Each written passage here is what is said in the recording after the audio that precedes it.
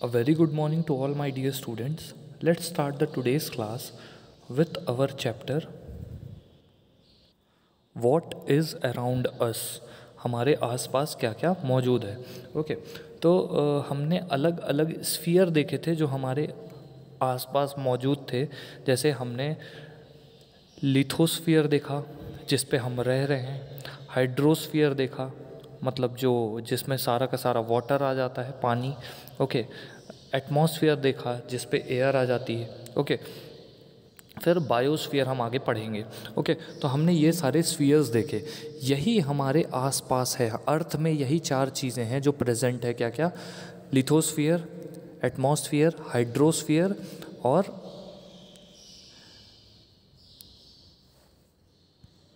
Biosphere. Okay तो ये चार चीज़ें हमारे अर्थ में प्रेजेंट है. तो सबसे पहले मैं लिथोस्फीयर से अगर चालू करूं तो लिथोस्फीयर में हमने ये पढ़ा था कि जो लैंड एरिया है हमारे अर्थ का, जो हमारी पृथ्वी का ज़मीन है, पूरा जो लैंड एरिया है, पानी वाले एरिया को छोड़ दीजिए, ओशंस को छोड़ दीजिए, समुद्र को छोड़ दीजिए.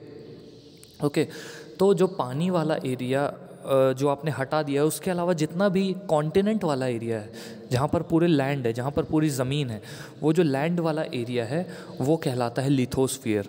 ठीक है, मतलब जो अर्थ का क्रस्ट है, जो धरती की सतह है, जो लैंड एरिया है, वो कहलाता है लिथोस्फीयर. लिथो का मतलब होता है रॉक, स्फीयर मतलब एरिया. तो रॉक वाला एरिया जो कहलाता है वो कहलाता है लिथोस्फीयर. ओके फिर हम बात करें अगर हाइड्रोस्फीयर की, तो हाइड्रोस्फीयर वो एरिया है जहाँ पर पूरा पानी मौजूद है. चाहे वो नदियों से मिलने वाला पानी हो, चाहे तालाब का पानी हो, चाहे वो समुद्र का पानी हो. तो पानी जहाँ जहाँ पर भी मौजूद है वो कंट्रीब्यूट करता है किसको? हाइड्रोस्फीयर को. ओके तो हाइड्रोस्फीयर मतलब होता है वाटर का एरिया. जितने एरिया में पानी मौजूद है वो कहलाता है हाइड्रोस्फीयर. ओके क्योंकि हाइड्रो मतलब होता है वाटर, स्फीयर मतलब एरिया, तो वाटर वाला जो एरिया है वो कहलाता है हाइड्रोस्फीयर. ओके फिर हम बात करते हैं बायोस्फीयर की. बायोस्फीयर क्या होता है?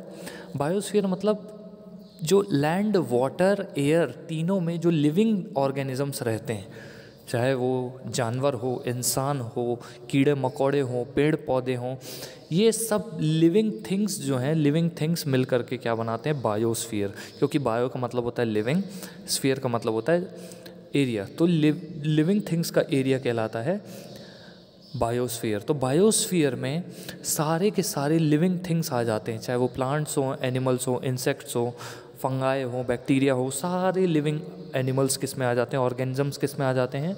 बायोस्फीयर में. फिर एटमॉस्फेयर. एटमॉस्फेयर क्या होता है? एटमॉस्फेयर में सारी गैसेस आ जाती हैं. ठीक है, हमारे लैंड के ऊपर नाइट्रोजन, ऑक्सीजन, ठीक है, हाइड्रोजन, आर्गन, कार्बन डाइऑक्साइड, ये सारी गैसेस मौजूद हैं, ओजोन.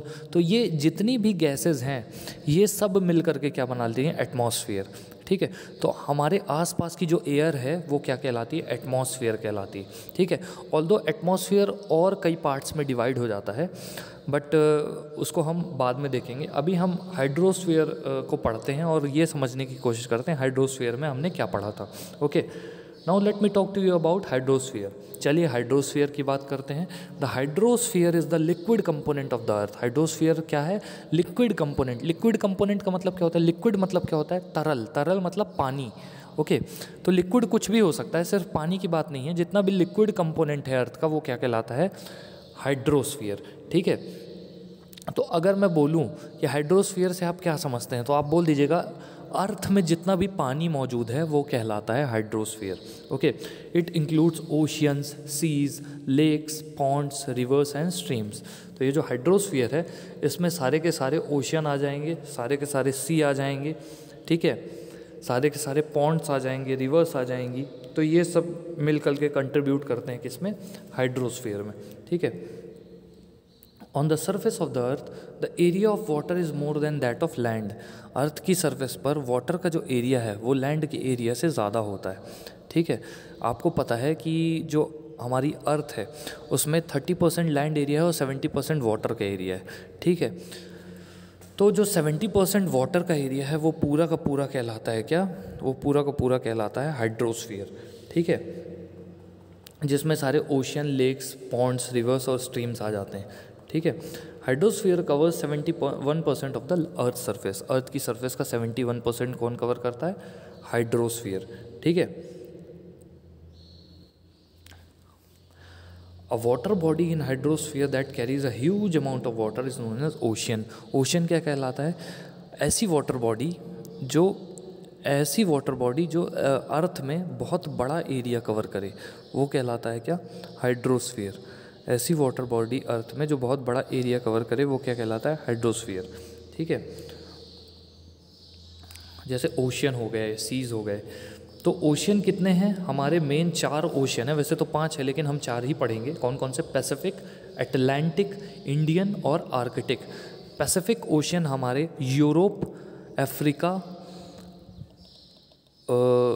और मैं आपको क्लियरली अगर बताऊं तो यूरोप, अफ्रीका और नॉर्थ अमेरिका और साउथ अमेरिका के बीच में अटलांटिक ओशियन है। कौन सा ओशियन है? Atlantic ocean.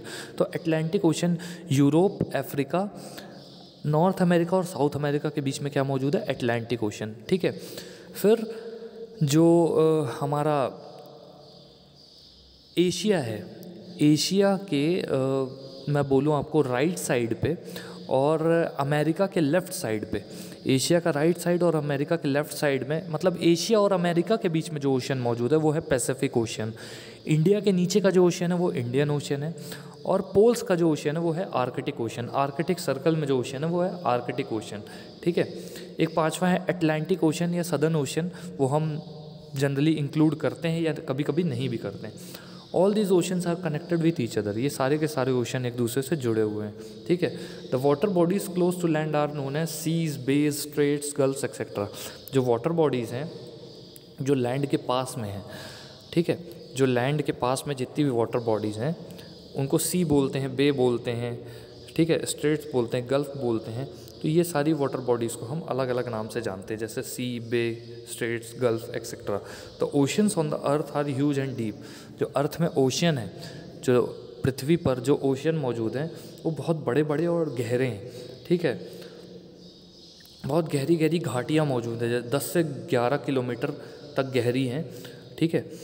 The ocean bed has similar features like that of the surface of the अर्थ। जो ओशन बेड है उसके वैसे ही फीचर्स है जैसे अर्थ की सरफेस पे है फीचर्स, ठीक है। जैसे अर्थ की सरफेस पर मैं बोलूँ पहाड़ हैं, प्लेट्यू हैं, ठीक है, तो वैसे ही ओशन के अंदर, पानी के नीचे, समुद्र के नीचे भी पहाड़ मौजूद हैं, समुद्र के नीचे भी प्लेट्यू मौजूद हैं, समुद्र के नीचे भी वैलीज़ मौजूद हैं, ओके।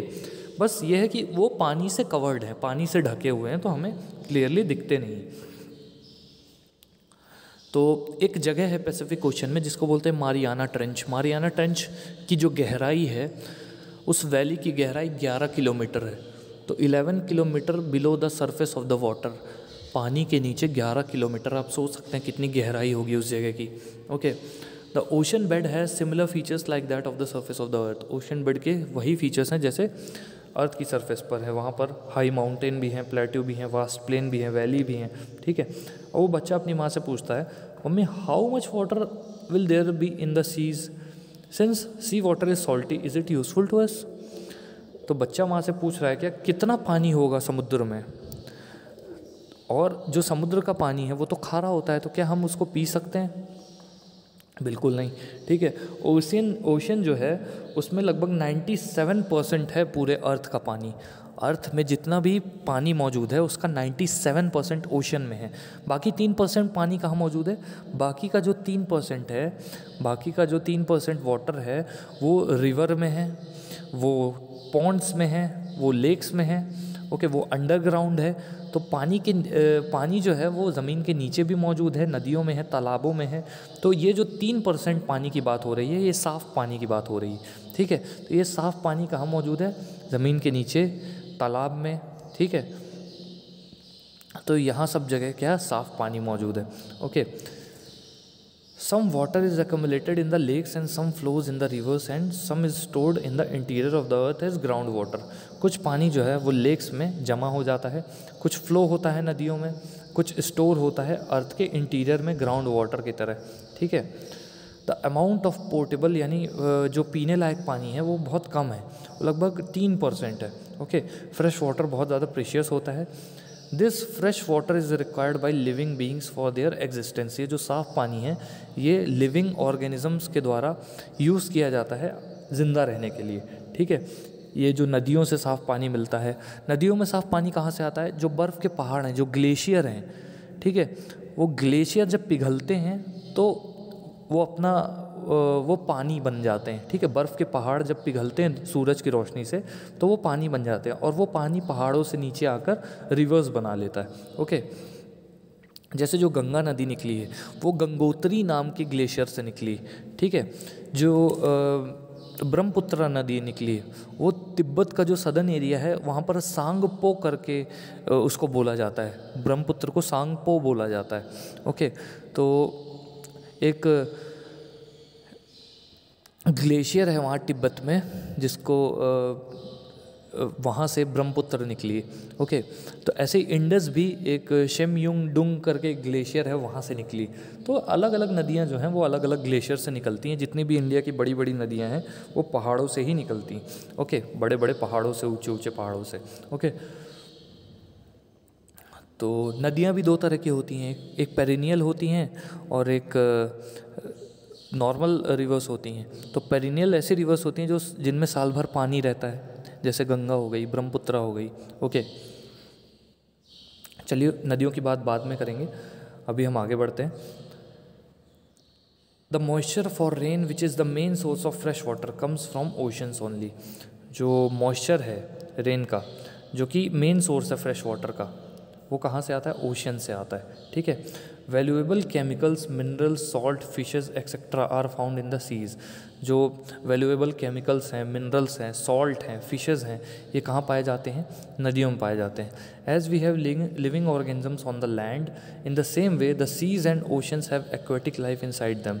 जैसे लिविंग ऑर्गेनिज्म पाए जाते हैं लैंड पे, उसी तरह से सीज और ओशियन जो है, सीज और ओशियन जो है वो पाए जाते हैं कहाँ पर?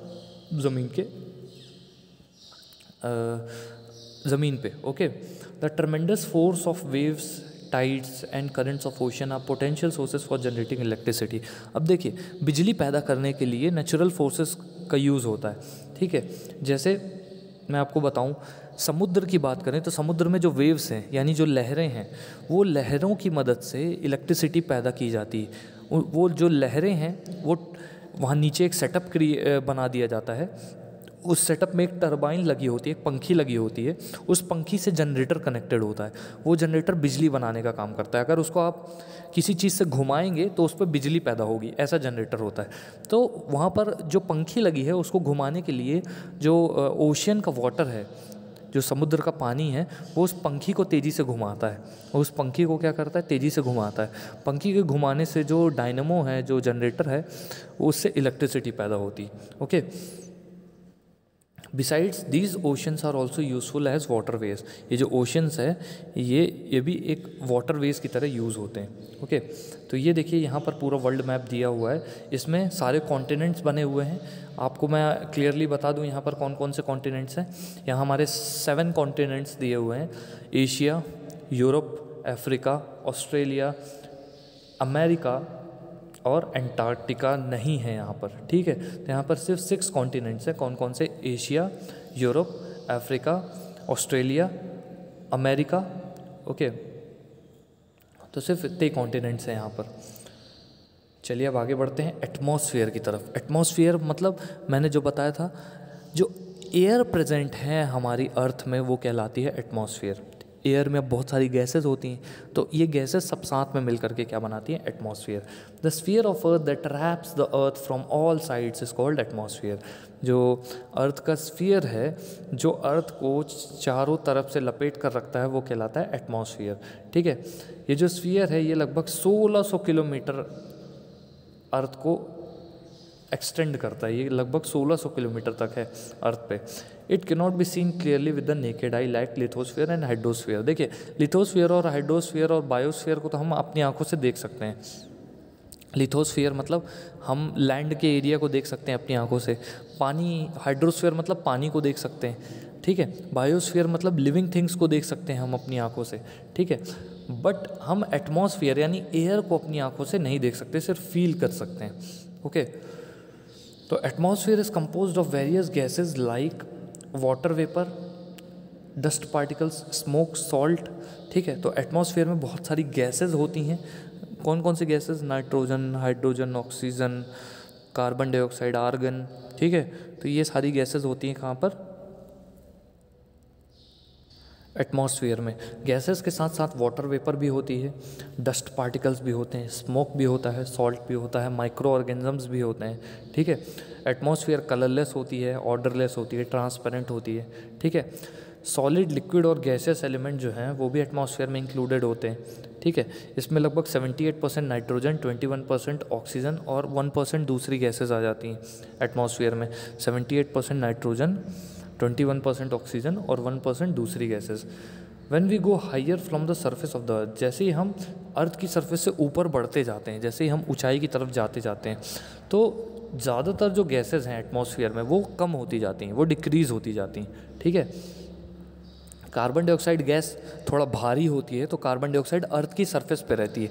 जो गैस भारी होगी वो अर्थ की सरफेस के पास में होगी, जो गैस हल्की होगी वो ऊपर पाई जाएगी। जैसे हाइड्रोजन हल्की होती है तो वो ऊपर की तरफ पाई जाती है। ओके, कार्बन डाइऑक्साइड भारी होती है तो वो अर्थ की सरफेस के आसपास पाई जाती है। ओके, ओजोन एक गैस है जो बनती है किससे? जो ऑक्सीजन से बनती है। देखिए, ऑक्सीजन 3 तरह की होती है। एक होती है नेसेंट ऑक्सीजन जिसमें सिर्फ O आता है, O। ओके, एक होती है ऑक्सीजन जिसमें O2 आता है। ओके, जो हम सांस लेने के लिए इस्तेमाल करते हैं, हम O2 इस्तेमाल करते हैं। ठीक है, और एक होती है ओजोन, ये जहरीली गैस होती है। ओके, ये होती है O3। ठीक है, तो O2 हम इस्तेमाल करते हैं और ओजोन क्या होती है? O3। तो ओजोन का काम क्या होता है? ये अर्थ को हार्मफुल अल्ट्रावायलेट रेस से बचा कर रखती है। पैराबैगनी किरणें जो सन से आती हैं, जो सूरज से जो रोशनी आती है, उसमें अल्ट्रावायलेट रेज भी होती हैं। तो इन अल्ट्रावायलेट रेज से हमको ये ओजोन लेयर जो है वो बचा कर रखती है। ओजोन लेयर इस अल्ट्रावायलेट रेज को एब्जॉर्ब कर लेती। ठीक है, ताकि हमारे अर्थ में ये अल्ट्रावायलेट रेज ना पहुंच पाएँ। अगर अर्थ में अल्ट्रावायलेट रेज पहुंचेंगी तो क्या होगा? तो देखिए, सिंपल सी बात है, अगर अर्थ में अल्ट्रावायलेट रेज पहुंचेंगी तो अर्थ से हमारी पृथ्वी पे बहुत ज़्यादा स्किन कैंसर होगा लोगों को। जैसे ऑस्ट्रेलिया के ऊपर और एंटार्क्टिका के ऊपर कुछ जगह ओजोन होल हो गया है। ठीक है, ओजोन लेयर डिप्लीशन हो गया है, तो ओजोन होल से अल्ट्रावायलेट रेज जो है वो अर्थ पर आ जाती हैं। तो वहाँ पर जो लोग रहते हैं उनको स्किन कैंसर और ये सारी प्रॉब्लम जो है वो हो जाती हैं। Okay, this gas absorbs ultraviolet rays from the sun and protects the earth from excessive heat of the sun. ये जो गैस है, कौन सी गैस? Ozone gas. ये एब्जॉर्ब करती है अल्ट्रावायलेट रेज, कहाँ से? सन से, और प्रोटेक्ट करती है अर्थ को एक्सेसिव हीट से, सन की एक्सेसिव हीट से अर्थ को प्रोटेक्ट करती है। This gas is more in proportion in the morning in the open ground and in the air near the sea. तो ये जो गैस है ये बहुत ज़्यादा मौजूद होती है कहाँ पर? सुबह सुबह। ठीक है, ओजोन जो है ये मॉर्निंग में बहुत ज़्यादा मौजूद होती है ओपन ग्राउंड में, और समुद्र के पास में भी ये गैस पाई जाती है। ठीक है, हालांकि एटमॉस्फेयर की कई लेयर्स हैं जिनके बारे में हमको आगे की क्लासेस में पढ़ना है। उन लेयर्स के मैं आपको सिर्फ नाम बता देता हूँ। देखिए, सबसे नीचे जो हमारे सर के सबसे पास, हमारे लैंड एरिया के जहाँ हम रहते हैं उसके सबसे पास में मौजूद है कौन सी? हमारे जस्ट ऊपर मौजूद है ट्रोपोस्फियर। हमारे जस्ट ऊपर कौन सी मौजूद है? एटमॉस्फेयर की लेयर। एटमॉस्फेयर की जो लेयर हमारे जस्ट ऊपर मौजूद है वो है ट्रोपोस्फियर। ट्रोपोस्फियर के ऊपर कौन सी है? स्ट्रेटोस्फियर। इसी स्ट्रेटोस्फियर में क्या पाई जाती है? Ozone layer. ठीक है, अब स्ट्रेटोस्फियर के बाद प्रेजेंट है मीजोस्फियर। ठीक है, फिर थर्मोस्फियर, फिर एक्सोस्फियर, लास्ट में कौन सी आती है? एक्सोस्फियर। ओके, तो ये पांचों एटमॉस्फेयर की लेयर हमारे सर के ऊपर मौजूद हैं, अलग अलग हाइट में। ठीक है, तो ओजोन कहाँ पाई जाती है? स्ट्रेटोस्फियर में, ये याद रखिएगा। ओके, चलिए आगे बढ़ते हैं। Gases like oxygen and nitrogen keep the living creature on earth alive. जो ऑक्सीजन और नाइट्रोजन जैसी गैसेस हैं वो लिविंग ऑर्गेनिजम्स को ज़िंदा रखने का काम करती हैं। ऑक्सीजन आपको पता है 21% प्रेजेंट है अर्थ में, और मतलब जो एटमॉस्फेयर है उसमें 21% ऑक्सीजन है और 78% क्या है, नाइट्रोजन है, और बाकी 1% में दूसरी गैसेज आ जाती हैं। तो जो नाइट्रोजन है वो प्लांट्स के लिए ज़रूरी है, हमारे लिए ऑक्सीजन ज़रूरी है। ओके,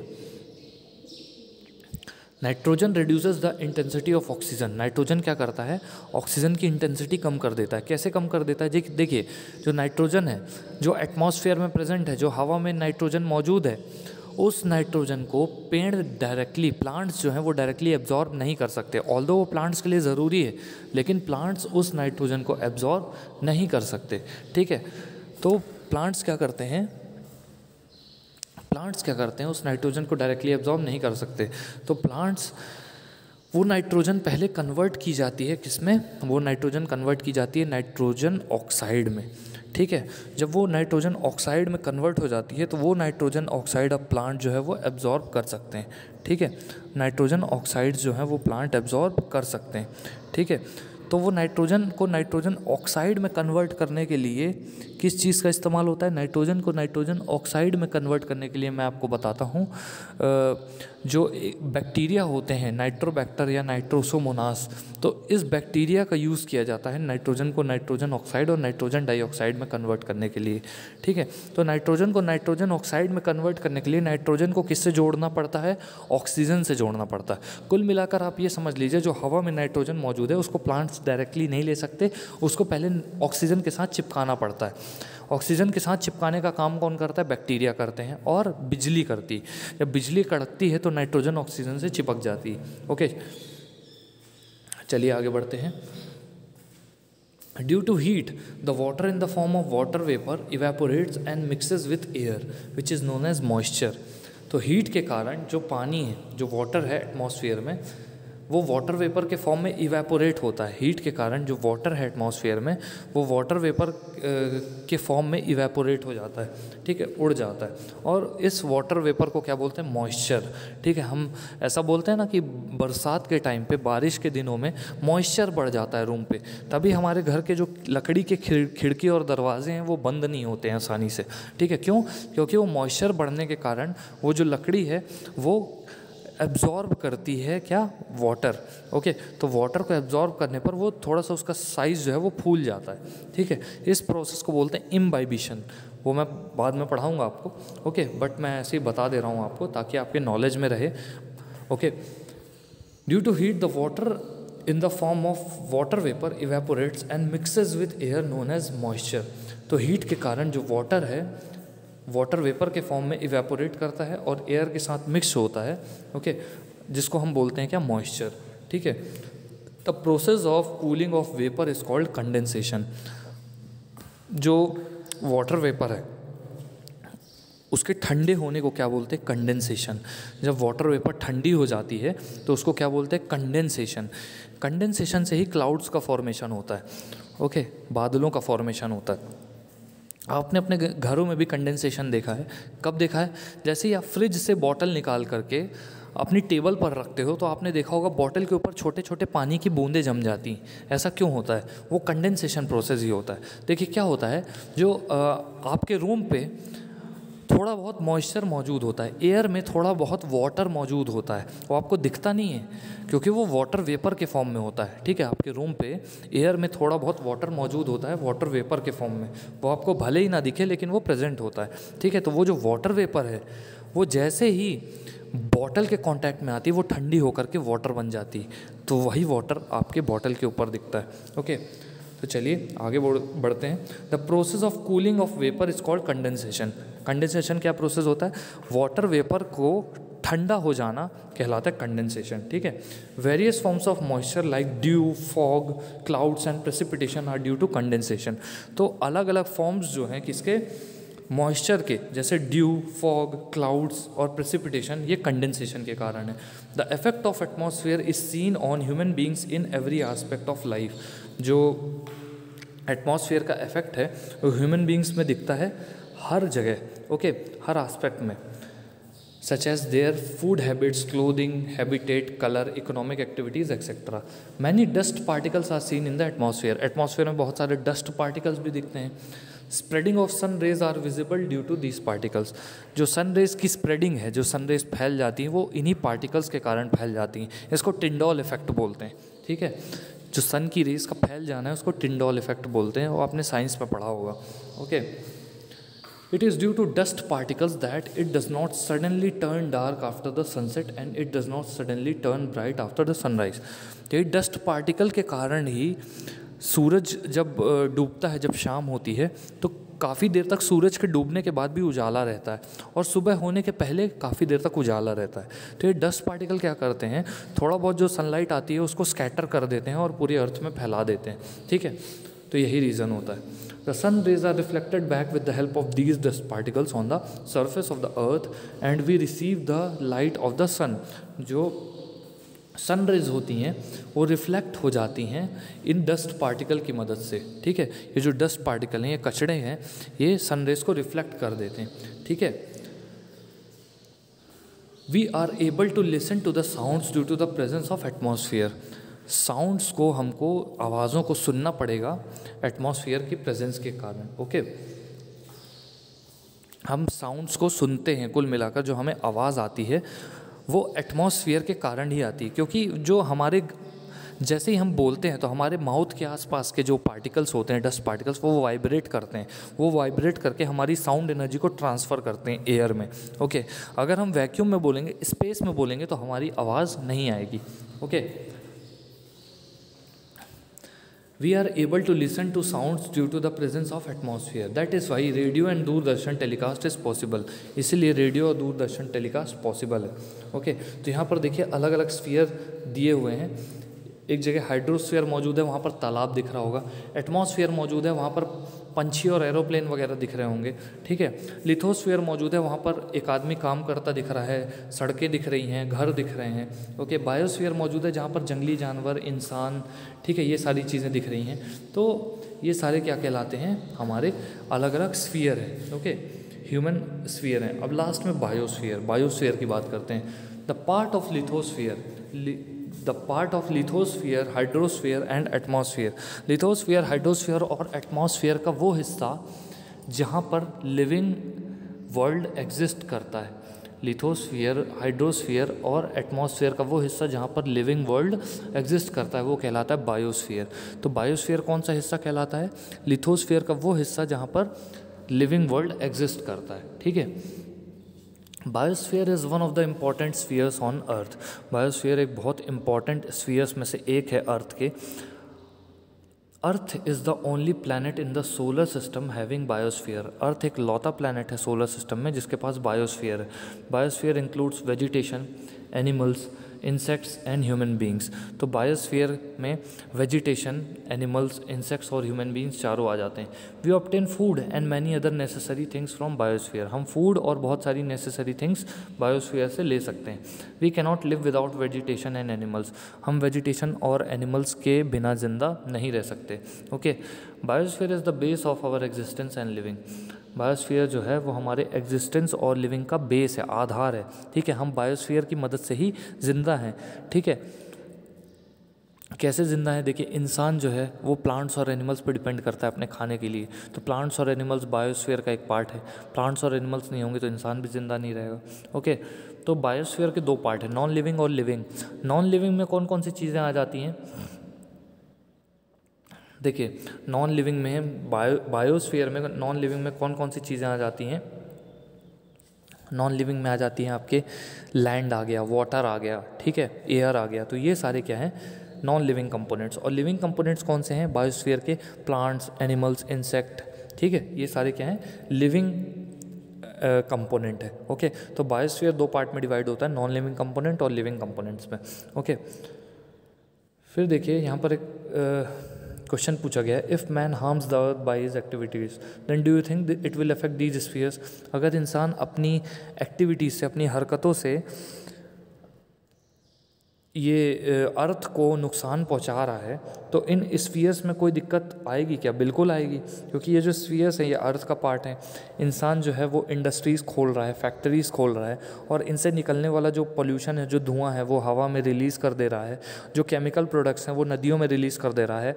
तो हवा में रिलीज़ करने से एटमॉस्फेयर पोल्यूट हो रहा है, नदियों में रिलीज़ करने से हाइड्रोस्फीयर पॉल्यूट हो रहा है, और जो जिस ज़मीन में वो फैक्ट्री लगी है वो तो ऑलरेडी ख़राब हो ही रही है, तो लिथोस्फीयर भी पॉल्यूट हो रहा है। तो तीनों स्फीयर जो हैं वो कहीं ना कहीं इफेक्ट होते हैं। देखिए यहाँ पर बायोस्फीयर के अलग अलग कंपोनेंट दिए हुए हैं, ठीक है।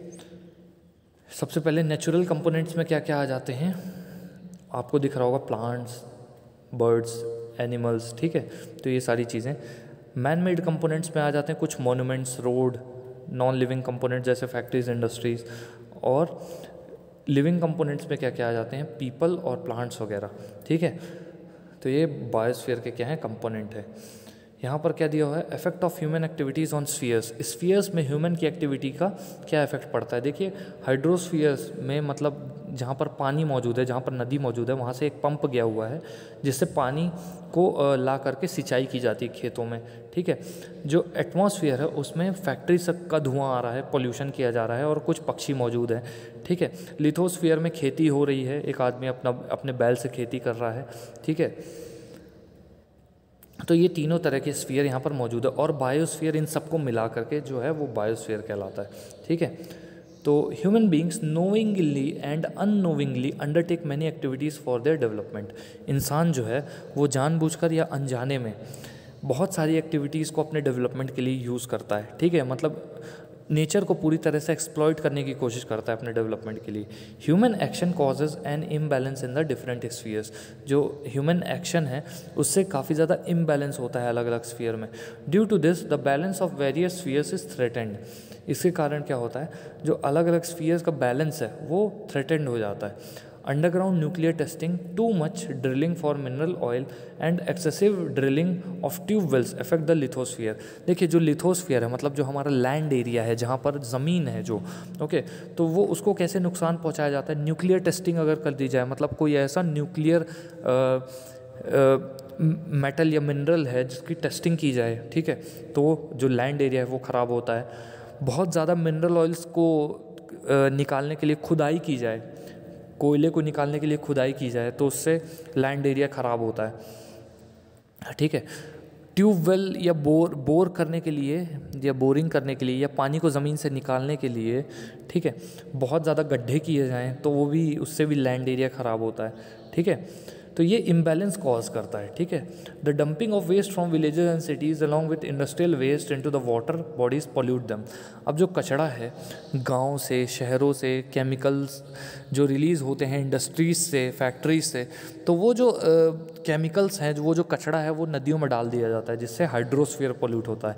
The polar caps have started melting due to increasing heat, जो पोल्स में जो बर्फ़ जमी हुई है वो धीरे धीरे पिघलना चालू हो गई है इंसानों की हरकतों के कारण, क्योंकि इंसान जो है वो कार्बन डाइऑक्साइड को इतना बढ़ा दिया उसने कि ग्लोबल वार्मिंग हो गई, पूरी दुनिया में गर्मी बढ़ गई है। उस गर्मी के बढ़ने के कारण जो पोल्स में जो बर्फ़ मौजूद है, जो बर्फीले पहाड़ हैं, वो धीरे धीरे पिघल रहे हैं। उन बर्फीले पहाड़ों के पिघलने से क्या होता है, जो समुद्र है, समुद्र का लेवल बढ़ रहा है पानी का, ठीक है। बर्फीले पहाड़ पिघलेंगे तो पानी बनेंगे, पानी जो है वो समुद्रों में जाएगा तो समुद्र का लेवल बढ़ेगा, समुद्र का लेवल बढ़ेगा तो समुद्र के किनारे के एरियाज़ में बाढ़ आएगी, ओके। तो ये पूरा जो इम्बैलेंस है वो हो रहा है, okay. The oil spills from the ships and disposal of industrial and chemical waste into the water causes the destruction of marine life which is highly dangerous for the hydrosphere.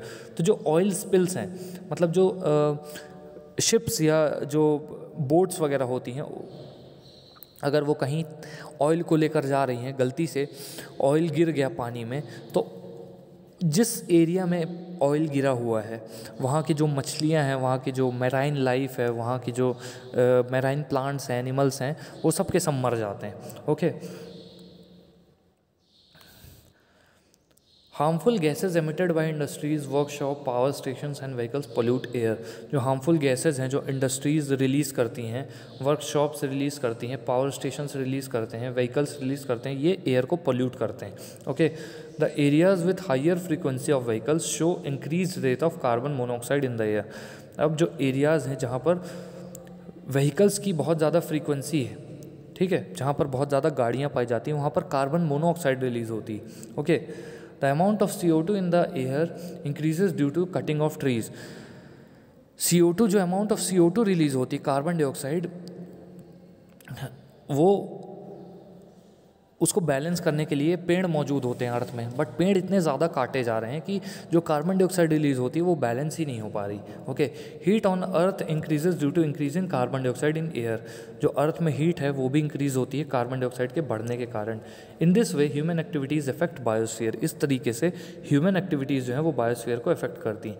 The nurturing links of nature and endangered are endangered due to exploitation of environment which endangers the biosphere. तो nature को नुकसान पहुंचाएंगे तो ultimately biosphere को भी नुकसान होगा, क्योंकि नेचर इज़ बायोस्फीयर। ओके, तो स्टूडेंट्स हमारे इस चैप्टर का रिवीजन हो चुका है। आई होप आप लोगों को आज का लेक्चर पसंद आया होगा।